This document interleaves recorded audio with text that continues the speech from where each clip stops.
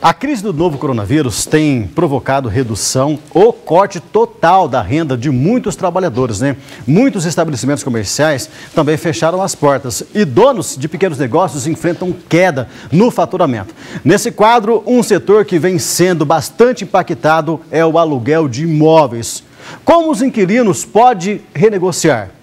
Como os proprietários podem evitar inadimplência também? Para isso, para explicar tudo isso, o advogado Jossam Batistucci é o nosso convidado aqui nos estúdios do nosso Tarobá Notícia. Tudo bom, doutor?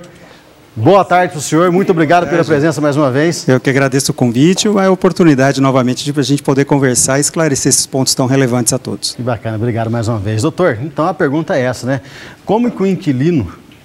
Qual que é a atitude, como é que ele vai fazer para conversar com o dono ali do imóvel para baixar o aluguel, porque todo mundo está numa situação crítica?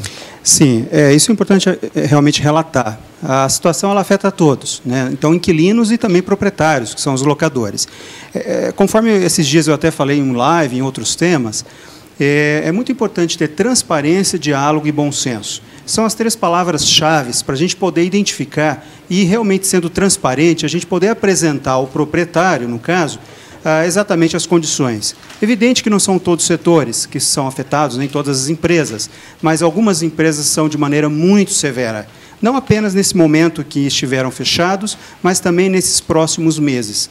E essa transparência, ao conversar com o proprietário, vai, de fato, ser muito relevante e sensibilizar o proprietário. O proprietário, por outro lado, também deve ser muito transparente e relatar, afinal de contas, como eu disse, afeta a todos, e o proprietário, muitas vezes, também depende desse aluguel para alimentar sua família, para se sustentar, enfim, muitos dependem da atividade de locação de imóveis para ter a sua vida fluindo. Então, tem que ser realmente através do bom senso, do diálogo e da transparência. Um exemplo aqui, doutor, vamos supor que um dos empresários, um dos donos de estabelecimentos comerciais que tenham aqui comércio na cidade de Londrina, que ficou fechado durante todo esse tempo. Sim. O dono do imóvel, se ele não pagar aluguel, ele consegue despejar esse inquilino? Isso é muito interessante.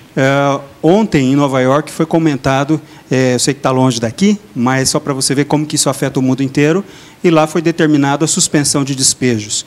Há um projeto de lei no Congresso Nacional, já tramitando há muitas semanas, tentando impedir também o despejo. Em regra, atualmente, é possível, se houver inadimplência, com que haja o despejo. Porém, a gente sempre tem conversado muito com os proprietários para que eles possam também ter em mente o seguinte: um imóvel vazio neste momento, dificilmente ele vai conseguir locar. Além disso, ainda acarreta um seguinte problema: imóveis que estão, por exemplo, em condomínios. Você, além de não receber o aluguel, ainda passa a ter despesas mensais com a manutenção do imóvel junto ao condomínio.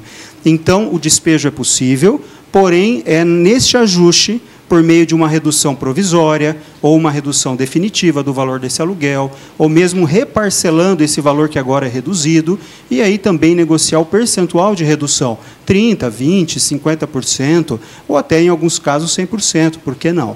Afinal de contas, a gente sempre recomenda realmente o bom senso, e não apenas eu, mas muitos advogados do Brasil, na medida em que, se for levar isso ao judiciário, nós podemos ter problemas de aumento de despesas, gastos com advogado, aumento de despesas por conta das próprias custas do processo, aumento de gastos com honorários do advogado e a morosidade da justiça, que pode demorar um pouco para decidir, sem contar ainda que não se sabe com clareza o que o juiz vai decidir, porque vai depender de cada caso, cada particularidade. Nós temos no Brasil, em todos os tribunais do Brasil, inúmeras decisões já, algumas favoráveis aos inquilinos e outras favoráveis aos locadores, justamente pela particularidade de cada caso.